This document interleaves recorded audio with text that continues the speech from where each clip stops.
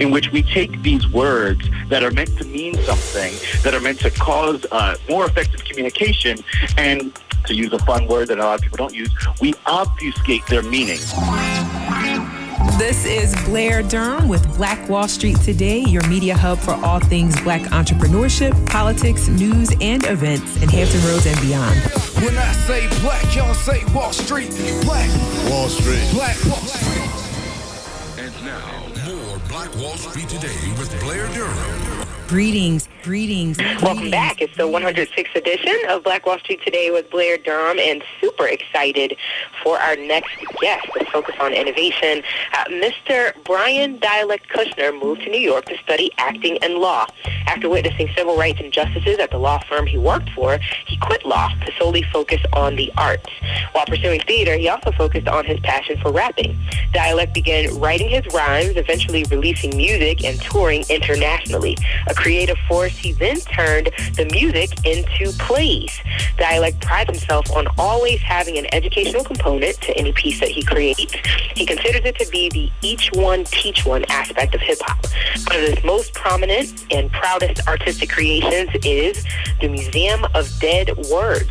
With this event, he's able to combine and utilize his passions for art, music, racial justice, social interaction, and economic inclusion to share with the world. Welcome to the show, Dyalekt. How are you? Thank you. I've actually never heard that bio of mine. You know, as a you like that? Bio. I was like, I don't think I wrote that one, but that's good. That's my favorite. Yeah, our team put a little Black Wall Street Today mix on there for you. Oh, that was I'm gonna use that one. I'm gonna put the Black Wall Street Today stamp on it because wow, that's beautiful. That's my you like that? All right. Well, welcome to the show. I'm super excited, mostly about your work. Incredible. So I've been perusing your website and just looking at the pivot that you've made to transform your museum into a virtual space, and I kind of want to talk about all of it. So let's just start there. What is the Museum of Dead Words? Right. So yeah, that's it's like a confusing thing to a lot of folks. Are like, it's a museum, it's like a building, it's a structure. Is it dead people? All the things. right. It's a pop-up, and I guess I got to explain it. I should start where we started at the beginning. Yeah. Being a rapper, I'm a words guy, and being biracial, I'm a race guy, because like that's always stuff that's been in stuff. And so I'm just gonna fly past that part real quick. I realized I couldn't talk to a lot of folks about racism.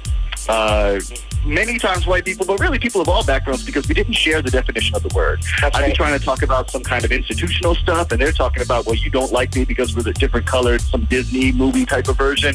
And then we couldn't even have an argument because we weren't talking about the same thing. It would evolve into a semantic argument. So I was like, where else are people having these kinds of problems with conversations? And I went online because online is really a different type of discourse because it's not talking like how we're talking now. You know, the tone of my voice, the rhythm of my voice, you understand where I'm coming from and what I mean. But when it's a written word, and even more specifically, when it's a typed word, we don't understand not only the nuance, but the emotions behind it, the feelings, and oftentimes the real meaning.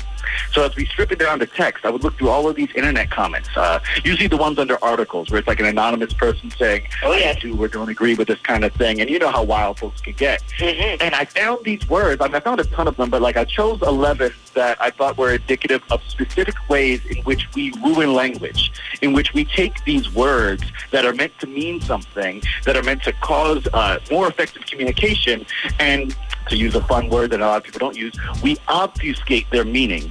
We make the meaning so personal to for us. The win. Go ahead. It's a fun one. It is a good one. We hide these things to make it easier for us to. It's a lot of that get along to get by kind of stuff. We don't challenge. My husband just texted me obfuscation. He's listening. Go ahead. Yeah, that's what's up. I appreciate that. But obfuscation is like the big problem with a lot of this stuff. When we talk about like, to say that was my first word that I chose about racism, and when we look at the history of the way people have used words, I mean, it's in my theater show, but it blew me away when I was researching. The word racism comes from a racist. The guy who first used the word racism, I think it's the first time it was written down, he was saying that killing Indians is, killing Native Americans, he said Indians, is a form of racism. And what would be better for them is instead of the kill the Indian, you may have heard this phrase, kill the Indian, save the man. what he wanted to do was kill their culture, which he felt was not racist. And he is the guy who is famous for building the indoctrination camps in Carlisle, Pennsylvania. So, wow, that's where racism comes from. So, you know, like from jump, people using these words, trying to blur and obscure them. Interesting. I'm on your site. You mentioned, was it 11 words? What are the 11 words? Okay, let's see if I can always pull them off my head. So we've got, try to do them in order. Racism is, that's not even the first one. It's hypocrite is the first word. Miscegenation, which, folks, that's when a lot of folks don't remember. That's the illegal version of interracial marriage. Like, not to be confused with misogyny, right? So you got misogyny. Right, not to be confused with misogyny. Even though they're very related. They're related. Yes, they're like... related, but never conflated. Ooh, there you go. Well, conflation is the problem with a lot of these words, too. But we'll get into that. So, miscegenation, racism, then we went to, I believe, normal is the next one, then sexism. Wow. Yeah. Normal was the one that I thought, it was the biggest surprise. What happened was I was building my argument for several words, and I would notice other ones pop up, and normal kept popping up every time someone wanted to exclude and not be questioned for why they exclude. They would say, this person isn't normal. This action isn't normal. If you're not normal, then you're not one of us, and I don't need to listen to you. It's so ill how insidious normal is, even though it seems mad innocuous. Yeah. So after normal, we went to sexism, and sexism was interesting in that it's a similar paradigm to racism. In fact, the word was even created by feminists who were like, hey, the word racism did a good job on explaining racism, so we're going to do the same thing. So after seeing the way that people who wanted to continue doing racism managed to obfuscate and ruin the word racism a little bit, they used similar tactics, but it went in a different direction with sexism, which leads us to our next dead word, slut, which, you've heard all over the past few years, the slut walk and things like that, where people try to reclaim and take back. And slut is this great, interesting example of how we don't really take back words, because you can't take back something that you've already shared. And once these things are shared, it's kind of out there. Right. Right? Reminds me a little bit of Vagina Monologues. I don't know if you're familiar with that. Yeah, I had to participate in that in undergrad because I'm like, oh, this is where it is. But anyway, go ahead. Oh, you rocked it? Oh, you rocked it? I was in the vulva chorus, okay? Yes, that's what I'm talking about. It was dope, too. My dad came. He sat on the front row. He didn't know what it was, but he found out. So, anyway, go ahead. No, I appreciate that. Well, I love art that is challenging like that, because it makes us get to the heart of where we really are as people, and that's the reason why I got involved in theater and in hip-hop. So after that one, then we move over to evil. Evil is an interesting word, because evil is one of those words that really never was useful. It was always, this is another excuse word, it was always a reason to make it okay to hurt somebody by creating the idea of evil, rather than getting to the nuance of why we have disagreements and why we have problems with each other. That gets us into the other word, deserve. Deserve is another one like normal that seems so innocuous. It seems like it's possibly positive, but deserve knocks us down. Well, because, and I often get questions from people where they're like, well, what if I think that I deserve good things? And this is the thing. Deserve is like an invisible cosign. When you say, so-and-so doesn't deserve this, you're like, they shouldn't have this, and I want you to agree with me without me presenting evidence. Correct. But then when you say, I should deserve this, I feel that sentiment. But you know how life is. Oftentimes we don't get stuff. And if we decide that we deserve something and that's the reason that we will get something, then that means in the invariable moment where we don't get something, we will blame ourselves. And talk about, me and my brother almost ended our brother-sister relationship over the word deserve earlier this year. So, yeah, I'm all the way there with you. Whoa. I want to know about that. Here, I'll finish my words, but I want to hear the story about you. No, just suffice it to say, he kind of threw out there that I didn't deserve a thing that I needed, and it was just like, wait a minute. Oh, yeah, we Well, we got that together, everything is... No. Yeah, family, no, I'm sure you... But, that's a real, for real thing. It is. You don't deserve something you needed. That's needed. People love playing with people, especially with black folks. People love playing with us on like what you want versus what you need. One thing with the financial education work that I do is we also tell folks wants are needs too. But, that's a whole next thing. Let me finish up the words that just had. Okay. I know that you got a couple of them waiting for you to get to. Go ahead. Yeah. So, we can wrap it. So, after deserve, we have obviously. And obviously is obvious or obviously. I like both versions of the word. And the thing that happened with obvious and obviously, oftentimes when I saw people present that word, the argument they were making was something that I agreed with. The problem was their assumption of other agreements. It's how you see, like, this is the one where it's really big in the political divide. You will see, right, when people be like, hey, option A is the only obvious answer. And left-wing people be like, no, option B is the only obvious answer. Right. And they can't even start an argument because that's where they're at. They're like, I can't even understand. I know, like, what are you even talking about? There's nowhere for us to go from here. Yeah. Yeah. That was what's wild about that one. It's like, now, we also have clickbait, which is one of the newest words. Clickbait was invented in 2006. Okay. It's like less than 15 years old. It was this, I forget what he was, someone who works in like coding, systems analyst, something like that. I'm butchering this guy's job title. Sorry about that. But he put together the word clickbait.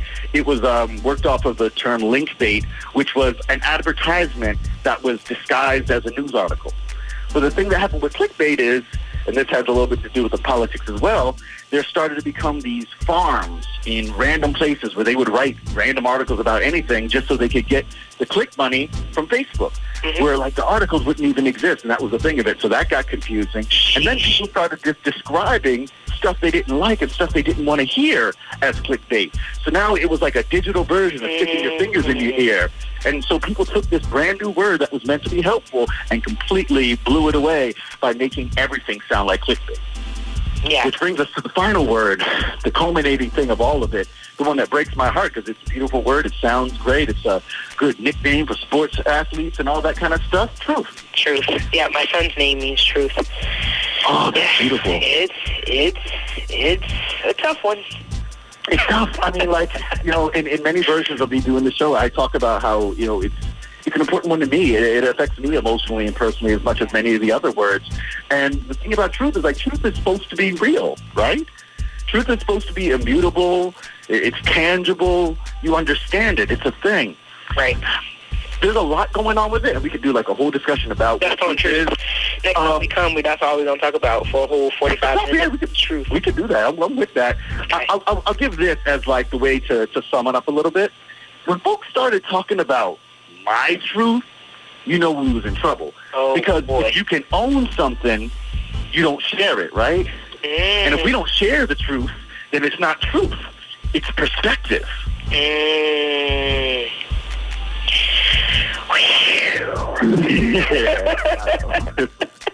That's good.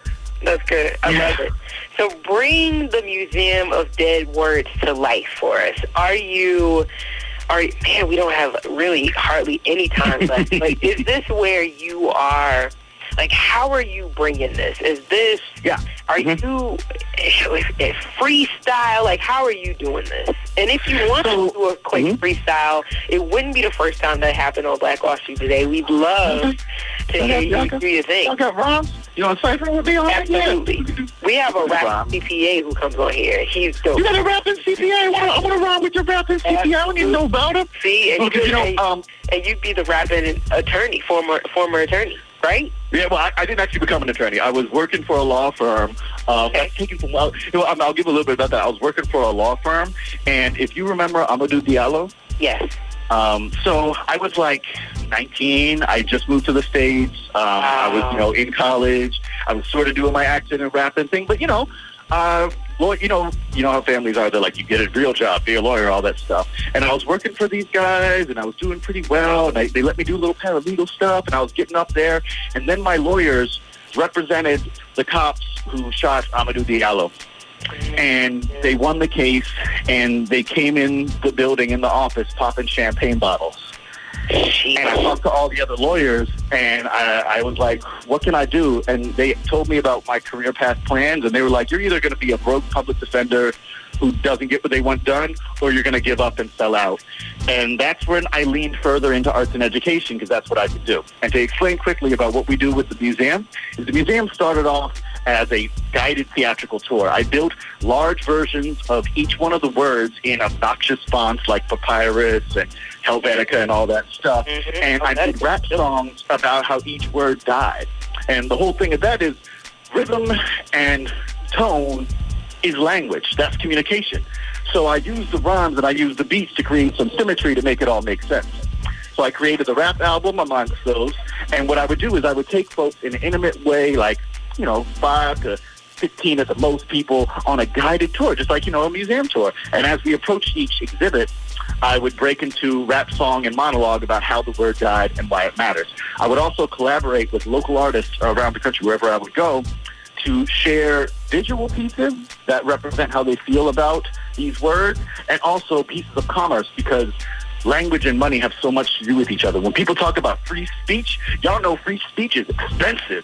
Really? Folks who are poor don't actually have free speech, but that's a whole next conversation. That's good. What I've had to do with the epidemic is, because I had a big tour and all these great bookings planned for this year, I'm supposed to rock with the Society for Linguistic Anthropology. I was so excited about that.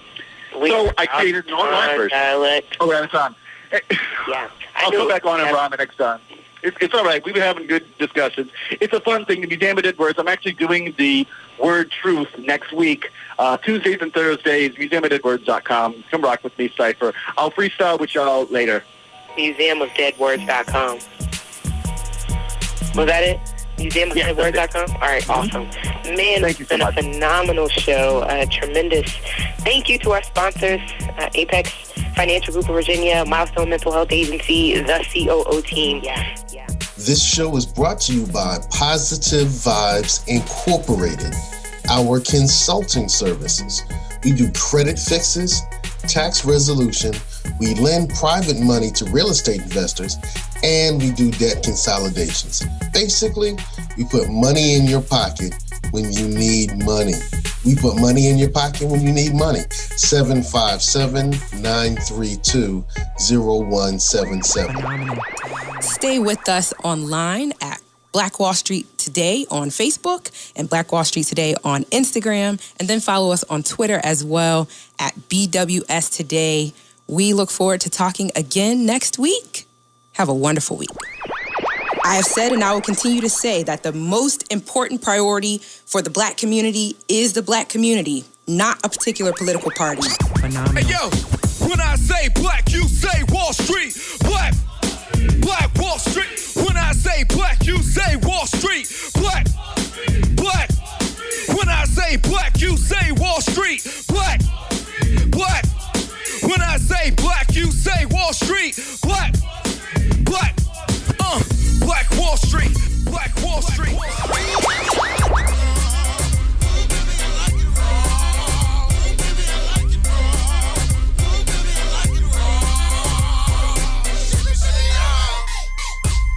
Phenomenal.